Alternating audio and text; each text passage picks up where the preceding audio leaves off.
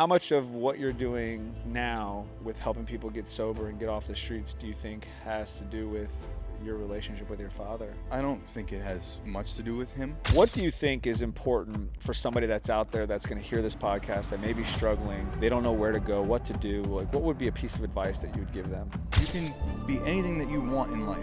You could be a nobody with no money, living on the streets, sleeping on the streets. One day you could be a millionaire. How long did it take you to cross that bridge of change with like being this like delinquent, alcoholic, drug user, partier to wanting to be a good guy? Like, how long was that transition for you? I would say the length of me being in prison, which was almost 2 years.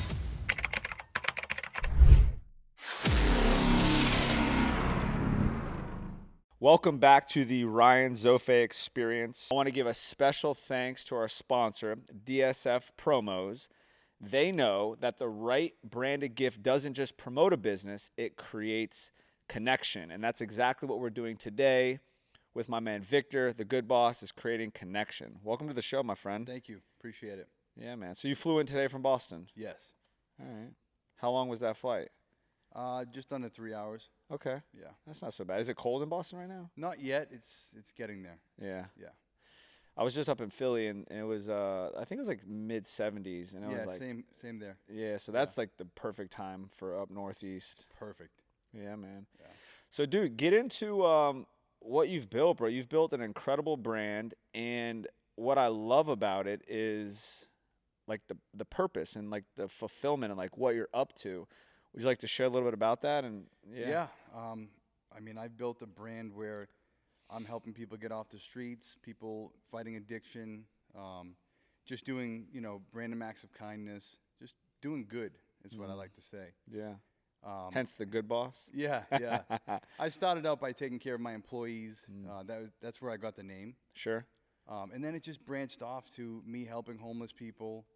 I seen a homeless kid on the side of the road and just asked him if he wanted a job, get off the streets. And that's where it all started. Wow. From there, I just kept grinding at it because, these people on the streets, they're human. They're just like us. Sure. They're just going through some shit.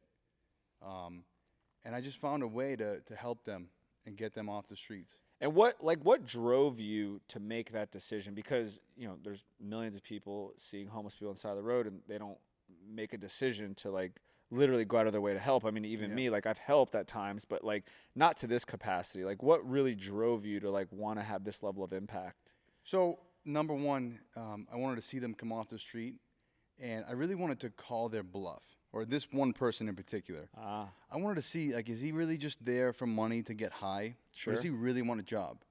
Wow. I think that's what really pushed me to start with that one person.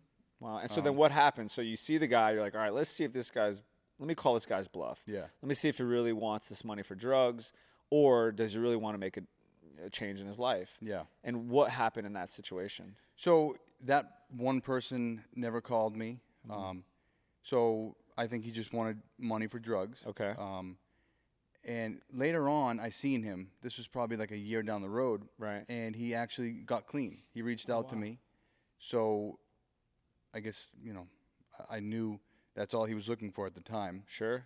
But the one person that did take me up on my offer, he wanted money for drugs, but he also wanted a job. Sure. He wanted to get off the streets. Yeah. But the thing that was holding him back was he had no ID. So I told him, I said, you don't need an ID. I own the company.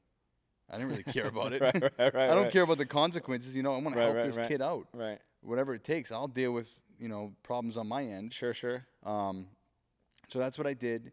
And I then asked him, I said, are you an addict? And he said, yes. So I figured out a way to get him help. The video went viral, first of all. So there was so many people reaching out. They seen his story. I ended up getting him in treatment in Boston with his insurance. Okay. Because at the time, I didn't have scholarships. I didn't have any of this stuff. Sure. But once I got him in treatment, this one guy reached out to me from Colorado. And he's like, hey, man, I seen the story. I want to help him out. So he paid for him to go to treatment in Texas. Wow. It was such a big story. Wow. Like, people were following from every country. Wow. It's crazy. That's so dope, bro. Congratulations on that. And like, how rewarding does that feel, like seeing that you had a hand in like truly helping somebody transform their life. So rewarding. It's such a great feeling. Just a small little thought or a small little piece of advice or any little bit of help can really change someone's life. Right.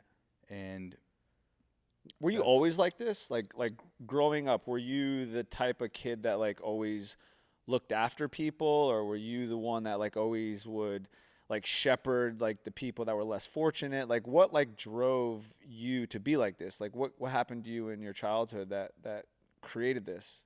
So I've always been a nice person. I've always liked to help people. Sure. Whether it's just holding the door for someone behind me, it's just, it's in me. Where did it come from? Was it taught by your parents? I'd say my mother. Okay. My mother's a great person. Right. And I mean, other than her, I don't know. It just kind of came to me. How is your relationship with your father? We don't have a relationship now.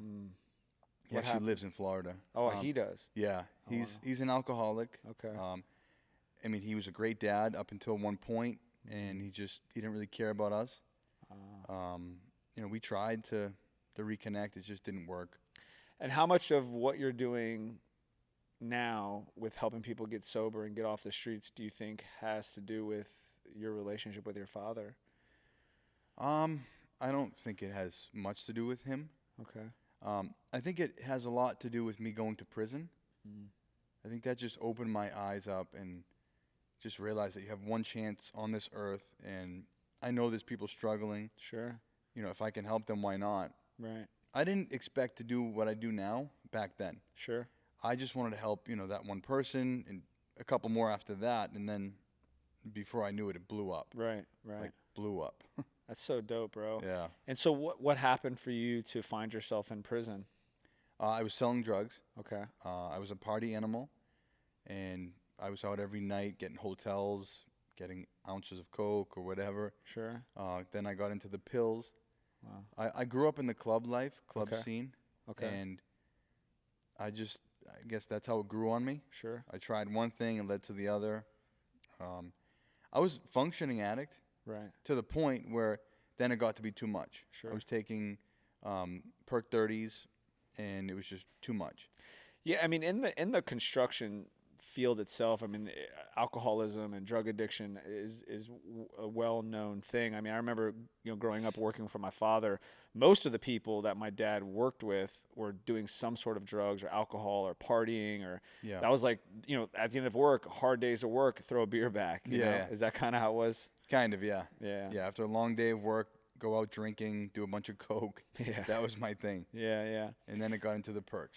It's so crazy, bro. Like, going through challenging times in life really like shapes one's destiny. Yeah, definitely. Because I too was in jail. I was a juvie though. I did 2 years in juvie, and I was looking at a severe prison sentence because of the things I was up to. Yeah. And by the grace of God, the judge gave me another chance, and I was like, all right, now how can I go from being a villain to like a hero? Like I wanted to change. I was like, all right, I don't want to be that guy no more. Like I want to do good. I've done so many bad things. Let me figure out how to be a good guy now. Yeah. Which was challenging, bro. Like that journey becoming from a villain to a hero is difficult. Like how long did it take you to cross that bridge of change with like being this like delinquent, alcoholic, drug user, partier to wanting to be a good guy? Like how long was that transition for you? I would say the length of me being in prison, which was almost 2 years. Okay. So you had a lot of time to think. Yeah, I did. Yeah. You're like, damn, man. Yeah. What am I going to do when I get out of here? Yeah. And that's what I did. Wow. I worked out. I was just really zoned into doing good. Okay. I didn't hang out with the wrong people. And then when I got out, I just started my business back up, and it was just full speed ahead from there. Sure. It's interesting. I don't know the statistics of this, but, there are cases where prison does do good for people. Yeah. It did for me. I know a lot of people that just were repeat offenders, and they kept going back, and they kept getting sucked into that lifestyle, that addictive behavior, and they kept going back to jail. I mean, I've had a bunch of friends that I grew up with that are dead or that done 10, 15 years in prison, and it just seems like that's just their cycle. Like, what was the shift for you? Like, what was that moment when you're sitting in prison where you're like, all right, I'm not coming back. Like, I'm done with this shit? I would say a lot of it has to do with my family. Okay. I have a really supportive family, Okay. so I didn't want to let them down. Sure. I knew I fucked up, and I just said to myself when I was in there, I'm never coming back here again. It's not the place for me. Yeah. So I think having a supportive family is huge. And most people that come out of prison, they don't have that. Right. You know, they're in there because they grew up in the foster care, or their family is just not good. And I feel like a lot of that has to weigh on people. Sure. You know, it's interesting. In the moments of decision, truly shape your destiny. And when you think back to that moment when, like, you made that decision, like, I'm not coming back. Like, I am done with this lifestyle. Yeah. And it's just so crazy, bro, because, like, that moment essentially drove you here, where now you're helping millions of people all around the world, sharing a message of hope, sharing a message of transformation. I just think that's so powerful, bro, because for me, like, I had so much guilt and shame over the mistakes I made. Yeah. Did you struggle with that at all? Like, I did in the beginning, but as days went by, I just, I knew I could do better, and, got to keep your head up. I'm not going to keep it down. sure. Yeah. It's true, bro, and it's interesting, man, because, like, for me, what I've found is we need leverage. Yeah. We need leverage to drive us forward, and all of us in life are going to experience pain. Like, there's no getting around that. Yeah. But you don't have to suffer in the pain. Like, you can use the pain to drive you. And I Correct, think yeah. that's what I learned, because just like you, bro, like, I was like, I don't ever want to be that guy again. Yeah. And I needed that pain, that experience of, like, dude, if I don't do something different, like, I can be in prison for the rest of my life. Yeah. I don't want that. And it's just so cool to see what you're up to now. And so how many people have you helped and impacted with your brand and what you're up to? I would honestly say thousands. Wow. Yeah. That's Like, so cool, bro. personally, almost 100, Okay. like one-on-one. Yeah. But the amount of people that drop a comment and say, because your video, I got clean and sober. That's so dope, bro. Yeah. It's incredible. So the 1,000 personal that you know, or 100 Yeah. personal that you know, do you stay in contact with them? Like, Most of them, yeah. oh, wow. Yeah. That's so cool. Dude, how often are you, like, in communication with them? Or So the way that it goes is, like, the most recent people that I help, I'm talking with them more. Okay. Once they get out of their 30-day stay or whatever, Okay. I feel like I'm talking with them more because they need it. The ones that have 6 months, 1 year, 2 years, they're doing pretty good. Sure. We all still struggle no matter what, how much time, but I don't know. I feel like once you get past, like, that certain point, you're okay. Sure. Because how can I talk to everyone, every day? All the time. Yeah. There's no way. Yeah. I'm already overwhelmed right now where I'm trying to build a team. Yeah. So, yeah. I love that, bro. So walk me through it. So you hit the streets, find somebody that's struggling. Yep. And you raise money to get them into treatment. Is that essentially how it works? Yeah. So I like to have a scholarship in my pocket, like, Okay. ready to go. And how, like, right now, how many scholarships do you have? So I get one a month. Okay. So as of right now, I have 0 Okay. because, I just brought someone into treatment. I got you. So you found a program that's willing to give you a scholarship a month. Yeah. Okay. So once, someone comes out, I can bring the next person in. I got you. As long as they have the availability, but they've been great so far. So Wow. And this is a place in Boston. no, here. Oh, in Florida. Yeah. Oh, cool. Okay. Yep. So you're down here often. Yeah. I'm Oh, down okay. here at least twice a month. Oh, okay, cool. Yeah, That's dope, bro. It's interesting because I, like you, started to help people in the treatment space. Yeah. That's my business that I'm in now.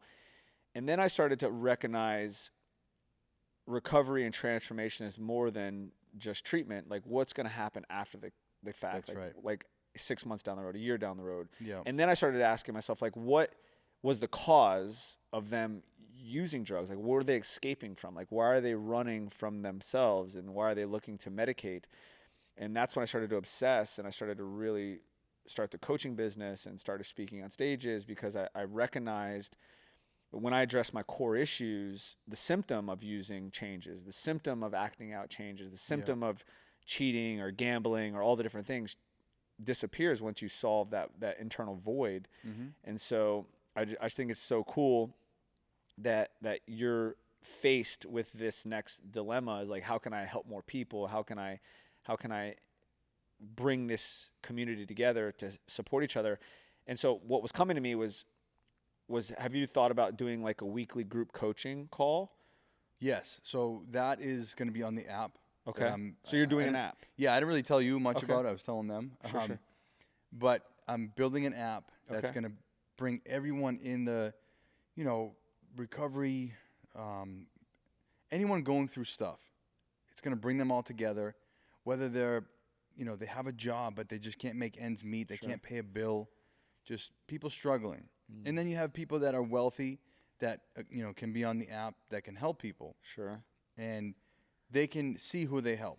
If they donate, they're going to see directly who it goes to. I love so that. it's very transparent. Okay.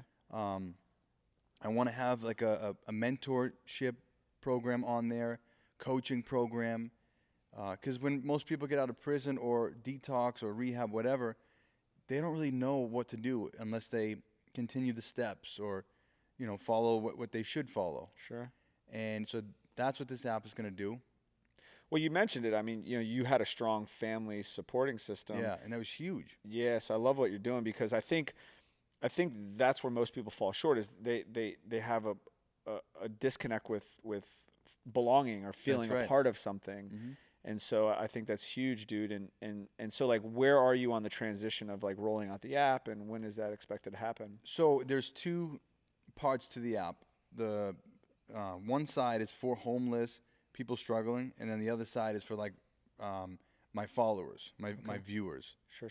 So I have the homeless side of the app now on my phone, and the other main part, and the app's called Fresh Start. Okay. Which is a perfect name, For Fresh sure. Start. So the main app I should have this week. Okay. And this is just for me to test out. Sure. It's not going to be launched yet. Right. I want to make sure, I want to test it for a good, 3 months before I know it's good. Because when I blow this up, I want to blow it up. Yeah. Like, I have a lot of followers. I want to put that to use. So that's the plan. I love that, bro. Yeah. And so, I want to offer an opportunity to support you as well. So, we have programs around the country, and I have no problem offering you scholarships to help the people that of need.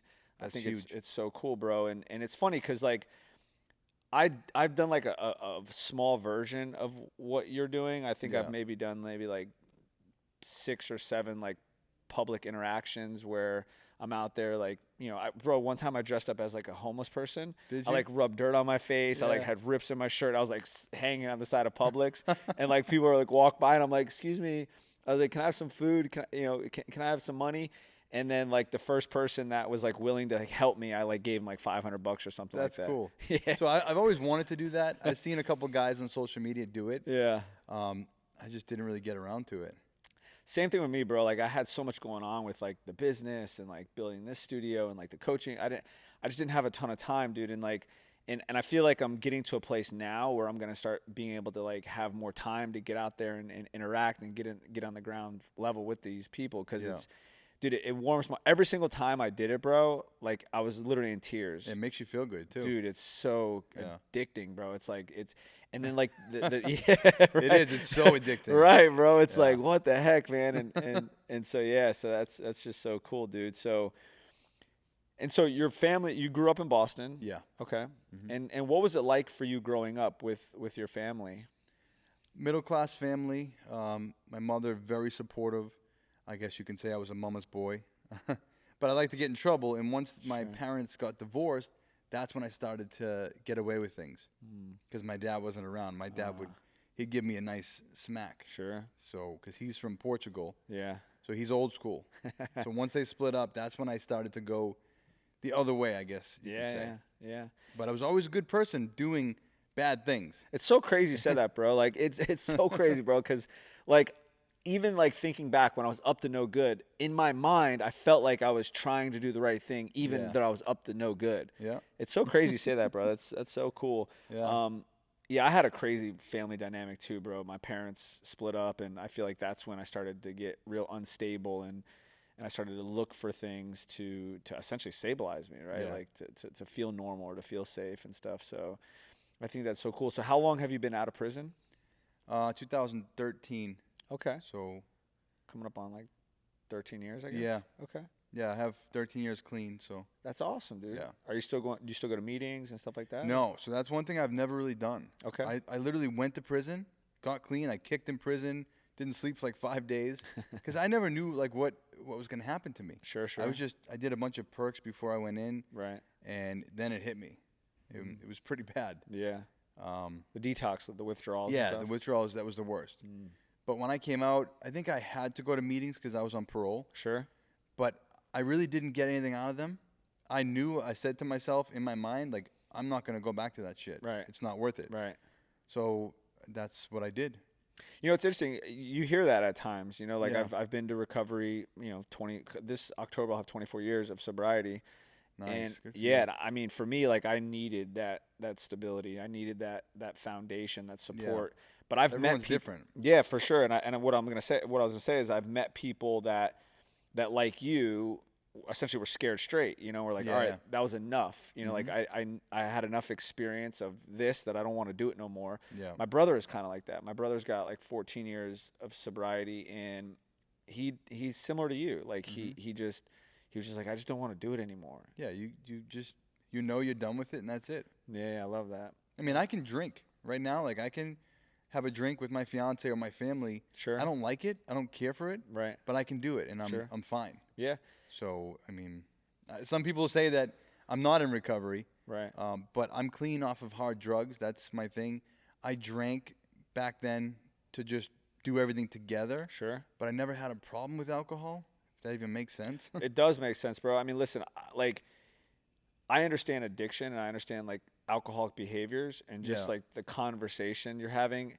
It doesn't feel like emotionally charged. Like it doesn't Yeah. seem like you're like trying to avoid it or like hide from it. Like you're just having like an open conversation. Like Of course. you're not avoiding the conversation. You're not ashamed of the conversation. So that speaks to that you may not be an alcoholic or an Yeah. addict. You know, like you may have just dealt with some childhood trauma with mom and dad splitting up and spending 2 years in prison. I mean, hell, I mean, you know, I wouldn't want to go back. So Yeah. so I get it, dude. I respect it, and I love what you're up to now, making a difference and really impacting.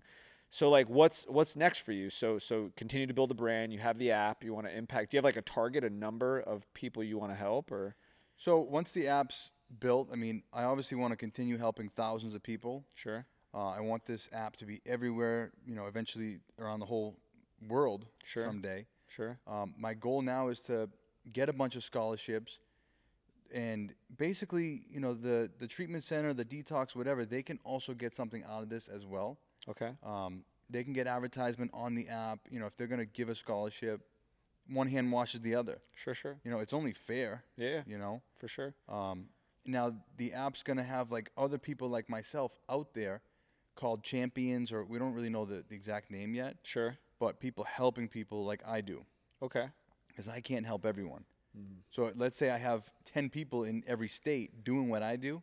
wow. The amount of people we can impact is insane. So hold on. So what you're saying is that you want to enroll people that are willing to go out there and essentially document the whole process. Yeah. And you'll do like a collab effort with them. Yep.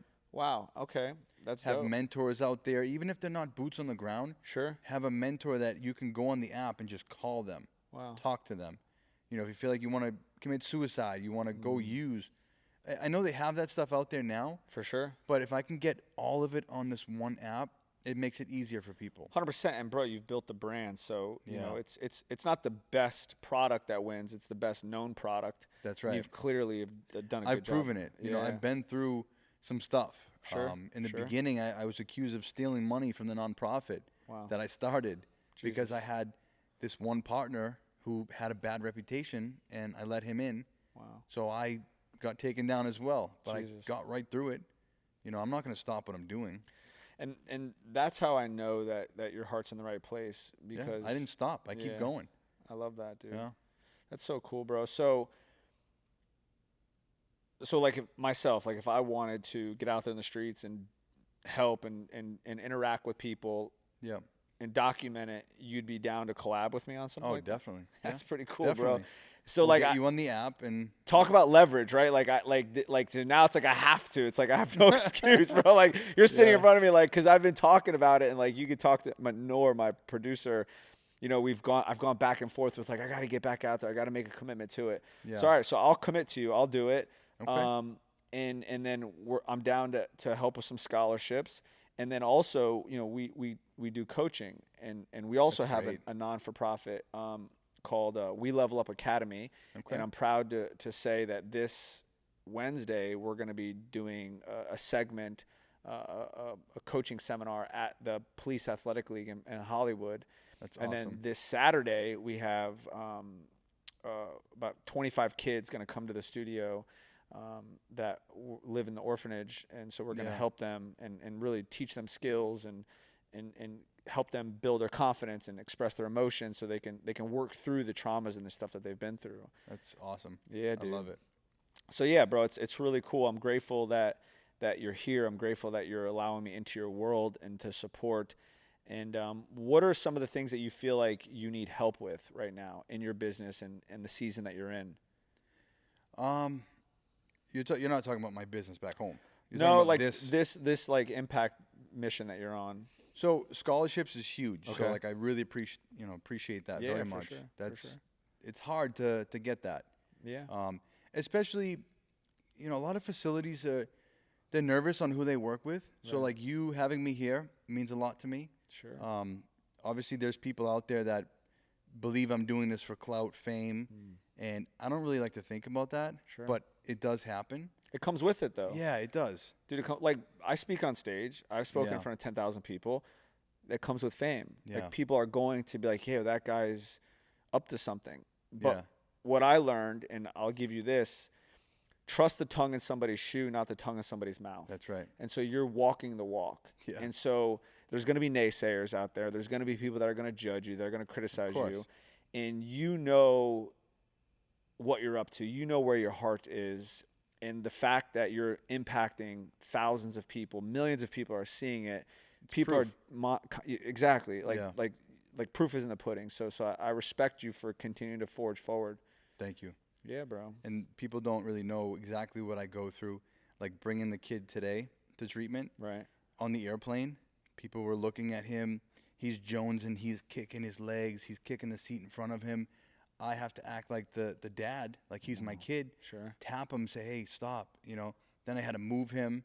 Oh, It's wow. like people don't understand. It's Like if tough. I was doing this for clout and fame, would I really be doing that? Yeah. Like Yeah. I do it because I care. Like that's a human that needs help. Sure. So But I also think like fame comes from people that are up to good, in my opinion.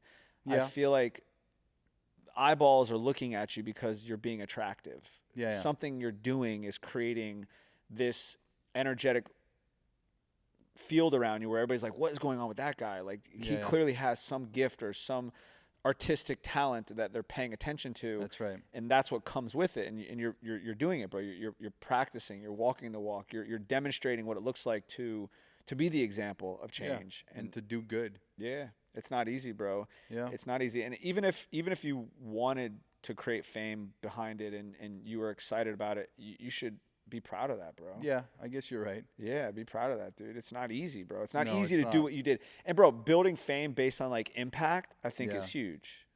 Yeah, I bro. agree. 100%, Definitely agree. dude. So I appreciate that. Yeah, for sure, bro. So mom's really happy with you. My mom, yeah, definitely. That's so cool, bro. I mean, and people always say to me like, "You're famous," and I don't think that at all. Like I really don't. I'm normal. Yeah. And then people tell me like when they meet me, they're like, "Wow, you're so down to earth." And I'm like, "Well, I'm not cocky. Yeah. I'm me. Sure. I'm not rich. I don't have a ton of money. I just love helping people, and my face is all over the internet for it." Yeah. So That's so cool, bro. yeah, Yeah, I definitely didn't know what to expect. And when I felt your presence, I was like, wow, this is like a genuinely nice guy. Like, I That's feel me. that. Yeah. Yeah, bro. So, I mean, I've done over 10,000 hours of psychology work and experiential processes. And I essentially assess and read people. And I could feel your heart and how genuine you are. And yeah, I'm excited to to support you. And yeah, I also want to leverage what you've built, right? And to be able to help and reach as many people as possible. And to your point, like I think you said like what did you say? Scratch one person's back, scratches. One hand washes the Yeah, other. one hand washes the other. Yeah. And so yeah, I love that. There's an opportunity for me to help you, and I can help you. Yeah. And I'm all for that, you know. For sure. Someone's doing good by me, I'm definitely going to do good by them. 100%, bro. Yeah. 100%. We have 213 beds, and so we're never at 100% capacity. Yeah. So if there's an opportunity to help some people that really want to make a difference. And here's the thing, bro. So like I think about this, right? Like Tony Robbins has been one of the most influential people in my life. Yeah. And I think about if he didn't make the decision that he made to be the person he is, that would have never translated to me, and I would never be sitting here on this stage with you. And that's the very thing that you're doing, bro. You don't know the one person that you help could literally change the world. Yeah. And Literally. that's and when you think of it from that perspective, it's like you have to do it. That's right. It's like you like right now, like now I'm gonna have to get out there, like because there's no excuse. Like I will sit here and find excuses on why I'm too busy, but the truth is there's no excuse. Like I could do this. Excuse, yep. And so like this was leverage for me, like bringing you here, committing to you, like collaborating with you. I was like, all right, so now this is what I'm gonna do to support your mission and to help as many people as I possibly can. Yeah. And down the road, it should benefit, you know, not us only, but everyone else that we're helping. It's so true, bro. It's so funny, bro. So I did something similar. I had this kick, maybe, I don't know, it was like a year ago. And I was like, you know what? Like, I want to go out and I'm going to find somebody that's homeless and I'm going to document it. I'm going to give them food and get them a hotel and get them washed up. And I did the whole thing, and it didn't go as I thought it was going to go, but I helped the guy. And at least you helped them. Yeah. Yeah. You know, they don't all want to come off the streets. Right. I don't know why, but I have this way with them, or I can pick them out, and I know who really wants it. Wow. And I have a great reputation with, you know, getting them off the street. And so it's crazy. Are there like qualifying questions you ask, or like what's your strategy? I just roll up, you know, I ask them how their day's doing. Are you homeless? Are you living on the street? Are you hungry? And then after, you know, a sentence or two, then I say, hey, do you want a chance to get off the streets? I say, I have a scholarship. I can send you out of state. Because the other thing, too, is who wants to go where they are and go try and get clean? Right. You know, it's tough. You get out, you're going to hit the streets, and you're going to go right back to doing it. That's so true. You know where everything is. So if you can get out of state and go somewhere else that's not your area, sure, it helps out more. It's true, bro. Geographical change is so necessary. Yeah. Most people need to get out of that environment. That's right. Because the environment that they're in is contributing to their drug use and their challenges. So I respect them. I wasn't fortunate enough to do that. I had to get sober here. I grew up here. I got sober here. But I do recognize it's very challenging. A lot of people struggle with that. They do. And I think if you have an option to kind of break out, have some separation, it's so powerful, and it's so helpful for sure. Yeah, if you have that option and you really want to do it, put your mind to it, you can do it. Sure. So that's why I have some good success. And then I incorporate them to what I call the good family. Okay. Because my nonprofit is called the Good Project. Okay. And, you know, everyone that I help, they're a part of my family. You know, I'm there for them no matter what. Sure. If I can't answer the phone, you know, I'll get back to them. Sure. I'm there for them. That's awesome, dude. So have you only helped people in Boston, or have you gone to other states? I've gone to other states. Oh, wow. Yeah. What are some of the other states that you went to? Vegas. I've helped someone in Colorado, California. So you flew there with the intention of helping somebody, or you were just there? So sometimes I'm just there doing something else. Okay. But every time I go somewhere, I try and help someone. Ah. Like if I had more time right now, I'd hit the streets and try and get someone into treatment. Dang, I was going to say we could probably jam out together. I'll go out there and jam out with you. I mean, it's possible. I don't know. So let me ask you a question. So just walk me through it. So because you're going to coach me now on what I'm going to do. So let's say it's Saturday. Is morning time, nighttime? Does it matter? Doesn't really matter. Okay. I just do it whenever. Okay. So I'm out there in the streets. It's 11 o'clock. I just walk up to a homeless person, start having a conversation. Yep. Somebody's recording me. Yeah, so I don't like to have a big camera in someone's face. Okay. So the way I do it is I'm in my truck and I have Okay. my windshield mount with my phone on it. Okay. I don't tell them right away. You know, gotcha. I start the conversation and then I say, you know, hey, I film what I do. It inspires other people. It helps people. I gotcha. And if you're not okay with that, I won't post it and I'll stop filming. Okay. So I do that. Okay. There has been times where I didn't tell people, but I still told them after. I gotcha. So it's just kind of, everything is just spur of the moment. That's the way I do Kind stuff. of feel it out. Yeah. So have you ever drove up to somebody, recording them, they tell you, I don't want this documented, you turned off the camera and then still help them anyways? Yeah. Still help them no matter Okay. what. How often are people saying they don't want to be documented? It's not that often. Okay. Yeah. They don't really care. I gotcha. And so, yeah, I'll ask, like, let's just say it's you, for example. Sure. I'll be like, hey, I have a scholarship opportunity. I can help you with, you know, the whole process. I can give you 6 months worry-free, sober living, you know, the entire thing. Wow. I'll raise money for you. And that makes people's eyes open up. Like, wow, this guy's going to help me for that long. Wow. And that's what really gets people.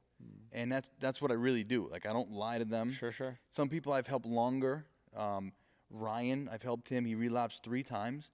I went looking for him all 3 times when he went off grid, and I found him. Wow. Got him back into treatment. He's clean now, 7 months. Hell yeah. Trying to think what else. I've helped a pregnant girl. She was like 6, 7 months pregnant. Holy shit. On the streets? Yeah, she was on the streets. Oh I my flew to God. Colorado for her because I was trying to get her to Boston. She Right. could not get on the airplane. She was so messed up, she could not get on. They wouldn't let her fly. She couldn't even make it past TSA. Holy She shit. just kept getting high in the bathroom. So I said, screw this. Jesus, bro. I got on a plane. And I she was went straight pregnant. to her. Pregnant, yeah. Oh my She had the God. kid. I flew to Colorado to pick her up, made sure I got her to California where I had a scholarship. And she's got over 2 years clean right now. Her baby is normal. Really? Yeah. Most people, you know, when they're Wow. getting high with, if they're pregnant, the baby doesn't come out, you know, like it should. Dude, Yeah, good for that's- you, bro. That's like one of my, that gives me the chills every time I talk about that. Jesus, bro. Yeah.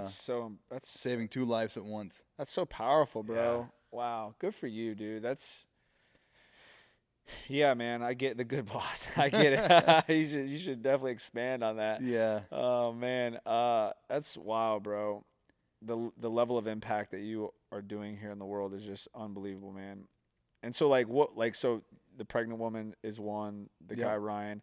Do you have another like moment or experience that you went through that just is like head and shoulders above the others, or?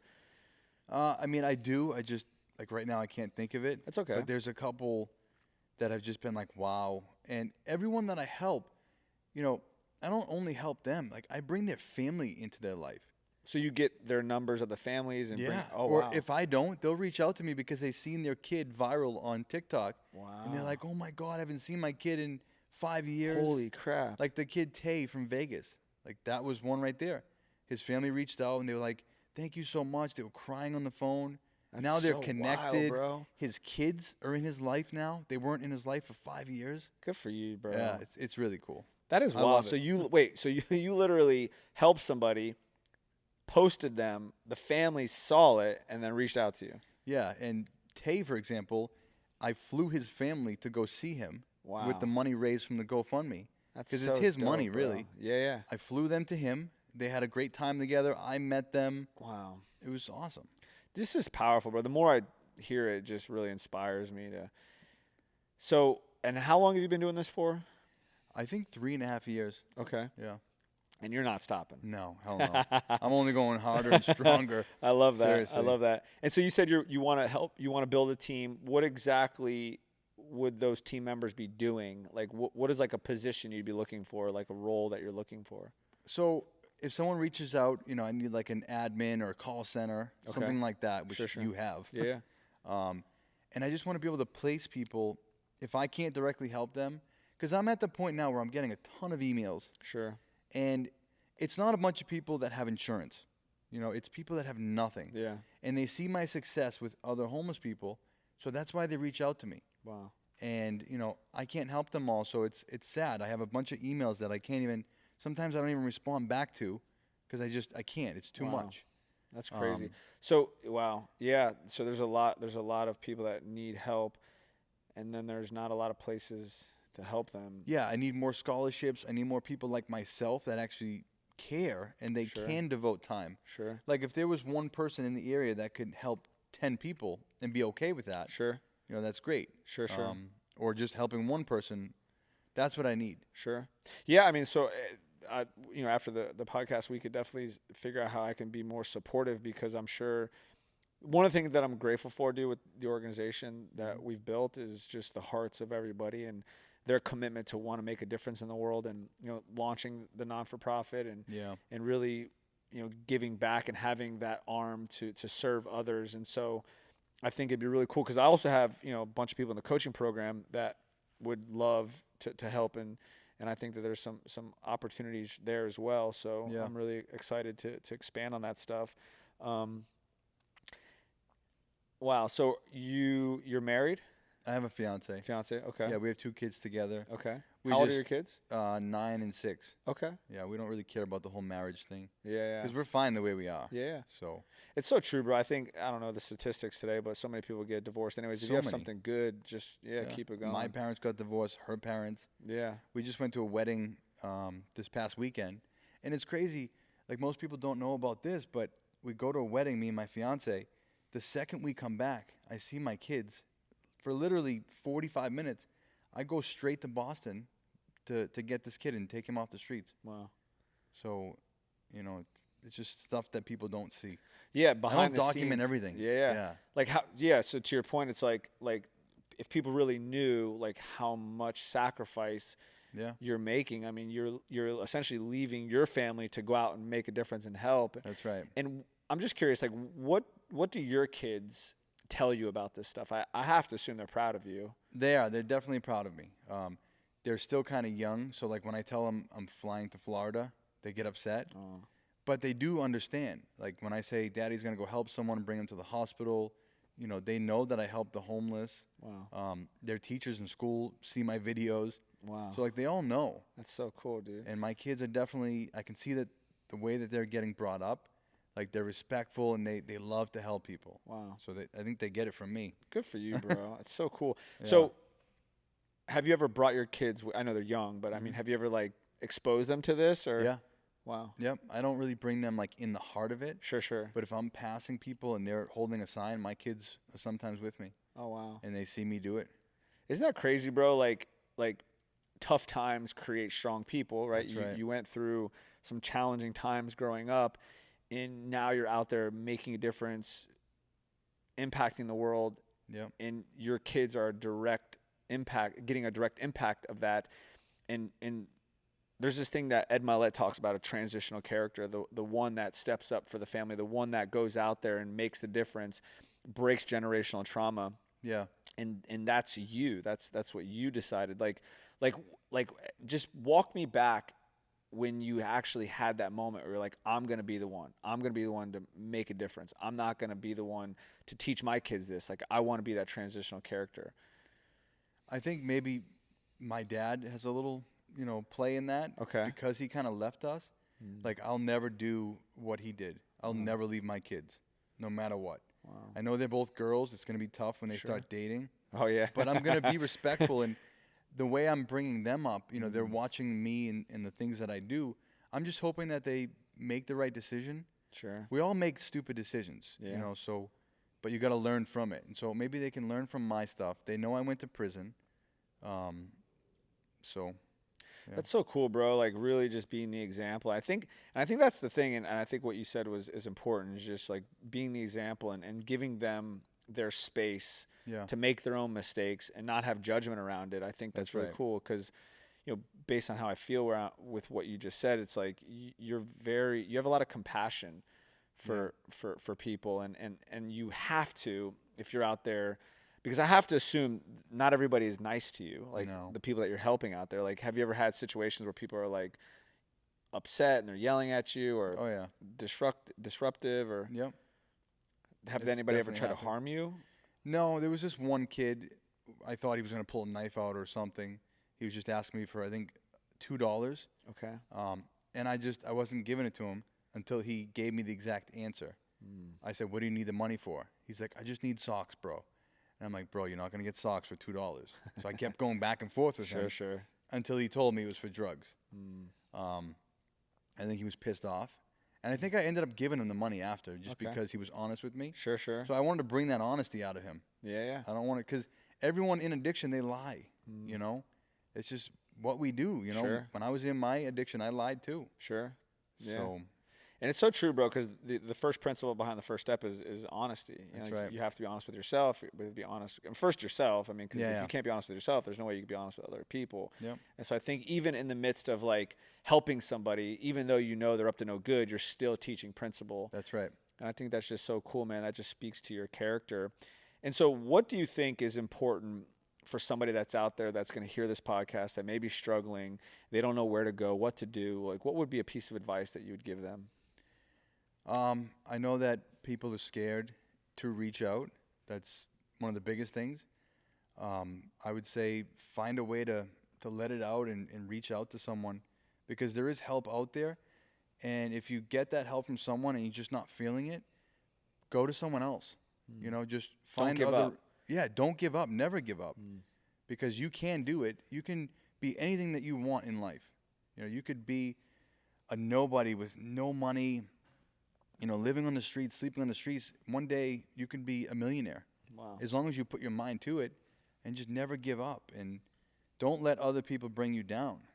That's the other thing too. People will just talk down on you. And even like the kid I just brought to treatment today, his sister told me that people were telling her, like, oh, that's not going to work. Come on, that guy's not going to help. He's only doing it for, you know, for likes or whatever. It's like, no, it's not it.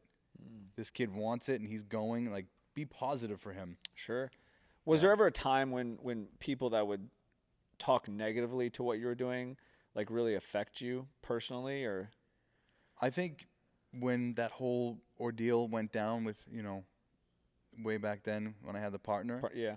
I think that it got to a point where it crushed me because it just kept going and going, and I was quiet. I didn't go out there and go, you know, start getting defensive, because I knew that I didn't do anything wrong. Right. And I know that I have a heart for this stuff. I didn't want to make it bigger than it was. So I kept quiet for like months. Sure. And, you know, eventually I ended up making a video and proved that I didn't steal any money. Sure. But there was so much going on and fake stuff coming in. Sure. That people believe that it was my fault. Wow. And it wasn't. So it's funny, bro, because, you know, I resonate so much with what you're saying, and there's this metaphor that I say. It's like consistency makes the non-believers believers, and the one that needs to believe it the most is you, and that's when you know you're up to good, is when the cards are stacked against you, your back's against the wall. Yep. In those moments are really when you find out who your character is. Yeah, and how strong you are. Yeah, you know, dude. if you get out of that, if you get out of something like really, really deep, you're good. Just keep going. That's and that's so what I true, do. bro. I don't let anything take me down. It's so wild, bro. So like mine's slightly different, right? Like I, you know, was in and out of juvie, did the whole thing. I got sober. After about 6 years of sobriety, I started doing commodities, and I got sued by the Federal Trade Commission shortly after in 2012. And it was devastating, bro. It was, and what was devastating the most is that I was like sober, and I was essentially preying on people's greed, right? Yeah. Like what I was doing was like technically legal, but I also knew like morally and ethically it wasn't my values. It wasn't like what I was brought up to do. Yeah. And it was the most difficult thing I had to overcome, bro. And that was the reason why I chose the path of becoming a speaker, was because I was so ashamed and had so much guilt that I knew the only way that I was ever going to heal that stuff is I had to be the example of change and share the mistakes I've made. That's right. And that's a lot of what I do when I speak on stage. I just talk about the truth. I just talk about the mistakes I've made. I talked about bad decisions I've made and how that stuff shaped my life and what I'm doing because of it today. And that's exactly what you're doing, bro. You're like, yo, I made a mistake. I went to jail. I screwed up. Yeah. But you know what? I'm out here making a difference now. I'm That's out right. here impacting people. People can change. I mean, I've said this to a lot of people. I've always been a good person. I just made stupid mistakes and decisions, and but deep down, I've always been good. Sure. And that's the difference between guilt and shame. It's like guilt is like, hey, I made a mistake. Shame is like, I am the mistake. Yeah. And that's where you're like, you know what, I screwed up, but I'm gonna get out there and do something different with it.